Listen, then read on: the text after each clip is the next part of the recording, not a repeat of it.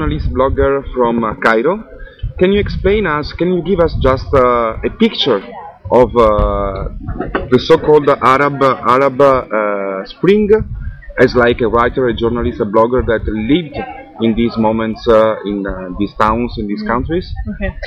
Being a journalist over the past 10 years or even the 20 years, if you are working for independent media, if you are working for independent media or independent newspapers, by default you recognize what's the wrongs that you're seeing, and you criticize them, and that makes you an activist rather than a journalist, because you're either with the government or against it, and neutral is against it. So to see that the rise of the people, that they finally associate all the human rights violations, all the economic grievances with the political change is magnificent to see. It's the rise of the people, and it's very heartening, and as a person, regardless of being a journalist or writer, I loved watching that in Tunisia, and I loved the hope that instilled in the Egyptians to rise. As a journalist, it was the first time where you feel like it's what you write can actually lead to something. You can expose a story, and someone will know. Someone will care, someone will do something about it, and that in itself is amazing, because before then you feel like it felt like we're just screaming in a desert and no one is even interested to hear. So, and it continues to be an exciting time to be a journalist, regardless of the frustrations and setbacks of the political change or the political process that this Arab, quote-unquote Arab Spring has started earlier this year. Yeah, and how was the space, the political space also of freedom to investigate, to make journalism in this time? The problem is we've never, and we still don't have, a Freedom of Information Act like the US. So you cannot walk into a news organization, a government agency, I'm sorry, and ask for information and they will give it to you. But we don't have that. A lot of what should be public records are not public records, so it's very difficult to verify like simple information, and with simple you need all of these simple information to verify a bigger report, and to get, so that creates a little bit of confusion in terms of when you want to expose some corruption, you end up with either something that's flaky, that's not solid, and so by default it looks like it's something that a tabloid would run, or you just don't run it at all at the beginning, or it's very, very difficult to get something solid. But there's also another phase to it, which is the censorship. We used to have regular calls from a censor's office asking us either to arguing about a code that we've released, a story. There are like different taboos that change by time, whether they're in a good mood or a bad mood. There was a lot of that things. Part of that changed in January. Two of our main taboos was criticizing Mubarak in person, and a bigger taboo was actually talking about the military, whether good or bad. By January 28th, there are hundreds of thousands on the street that are talking about the president, and the military was on the street. So, which meant that by default it has become our reality. You cannot just not talk about it. Unfortunately, the censors haven't been calling. They haven't called us over the past year. But we know that they are working, and know they want to come back because it's an element of the regime itself. Yeah, I mean, you are young enough, but I believe that the changes in Egypt were so rapid, so fast, that you were able to catch some processes going on. I mean, what were the differences between like the Mubarak regime during the revolution time and now as like a journalist? I mean, did you follow all the changes concerning, I mean, the freedom of journalism during the Mubarak regime, during the phase of the revolution time, and now? I mean, can you describe a little bit? it's a regime practice. You can call it Mubarak, but he was the figurehead of the regime, and for me, the regime is pretty much in place. So, which means that there are some practices that are continuing, whether very aggressively and very bluntly or not at all. And so freedom of expression still poses a threat to any dictatorship regime. What we went through before Mubarak's fall was the censorship that protects the regime itself. What we're going through is the resistance from what remains of the regime, which is very strong, to keep its interest in place. And it's a battle for freedom of expression. Yeah. It's still going on. Yeah.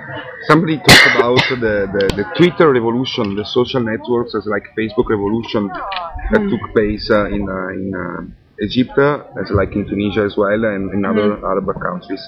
Can you talk a little bit concerning what does it mean, the Twitter revolution, how the social networks influences the movement? There was no social media revolution in Egypt. It's very wrong to label it this way. What happened, the people that were active online have been active on the streets for the longest time. Social media and technology gave more tools to them to reach out to more people, to better coordinate with each other. But at the end of the day, if you have a call that's exclusive to social media and you try to move it to the real world without any real work on the ground, you're doomed. Nothing's going to happen. And the proof for that is that for a week in Egypt we did not have internet. Mobile phones were cut for 2 days. And in spite of all of that, people continued to go down to the streets, to mobilize, to network, to organize themselves and go into what were labeled the million-man marches throughout the whole of Egypt and throughout the whole of Cairo, not just in Tahrir, without any of that tools. So that, which meant is that it was pretty much a street action. It is credited. You cannot just leave it without any sort of credit, because it enabled, at least in 2000, especially in 2010, the message of tying human rights and economic grievances with politics. And there is a group that's called We're All Khaled Saeed.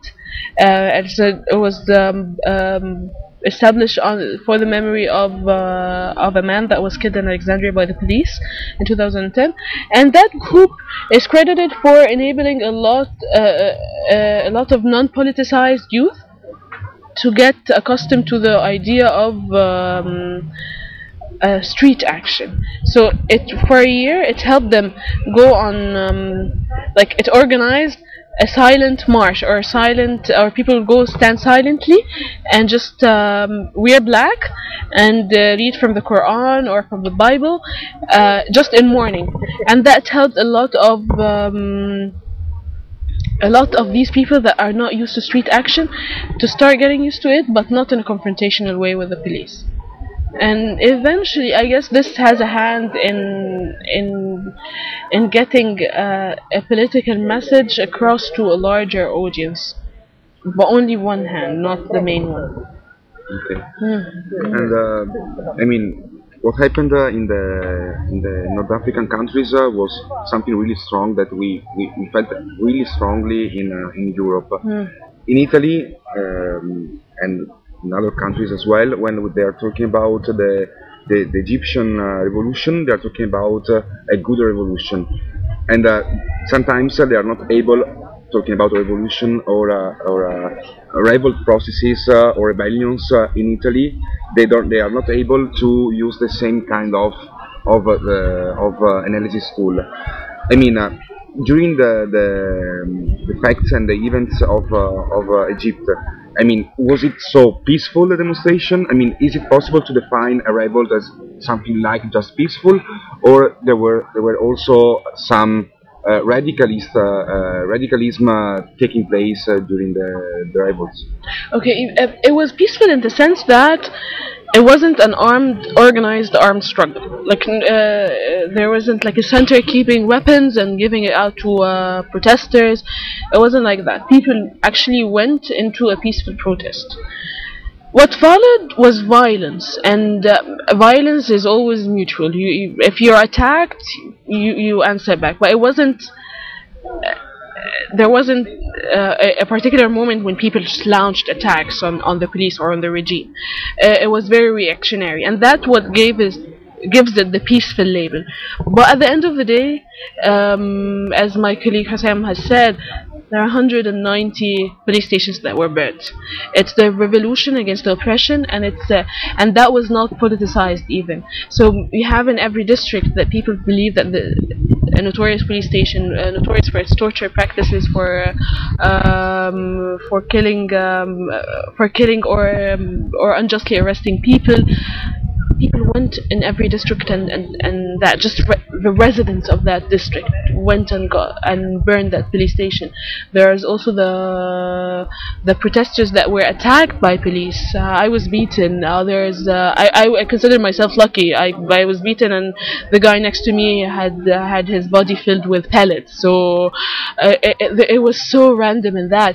But even that, once the first platoon landed on my head, it's not. You realize there's nothing peaceful about it. The police does not intend it to be peaceful, and I remember my younger brother, like he actually, after we were beating, he took a rock and he said, like, I'm defending myself, I'm not standing. Even though like an hour earlier he was actually helping other people, preventing a confrontation with the police, but it was enforced on them. And then on the back streets there are the snipers, the policemen, and the state hired thugs that went onto police stations and like from the rooftops were shooting at protesters or residents. And the stories, even like there are people that were killed that were not even participating in the protest because they happened to live nearby. And you have to recognize that peaceful in the sense of just you staying down the street and nothing happening is a lovely and very romanticized idea, but it's the reality of it.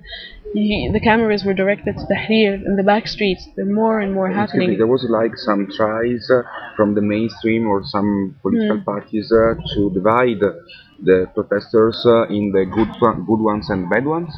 There's always the labeling of that if there's any confrontation that happens in a protest, especially after February, after the president stepped down. To label people as thugs, to label protesters as thugs, just to give them the justification for arresting protesters. And there's also, and this increases when there is a confrontation with the police. What the current government cannot comprehend or does not want to acknowledge publicly is the fact that it was a protest against the oppression, against security practices, against having an iron fist, against dealing with every little problem from a security perspective. So confrontations will continue to happen whether people like it or not. And if it weren't for these confrontations back then, none of the politicians that you're seeing today would have had that the opportunity to speak up and to talk. Maybe they would like to dissociate themselves from the violence, but did violence facilitate their status? Yes. Okay. Thank you very much, Sarah, and have a nice stay in Italy, and hoping that the revolution process is continues going on. Hopefully. Thank you. Yeah.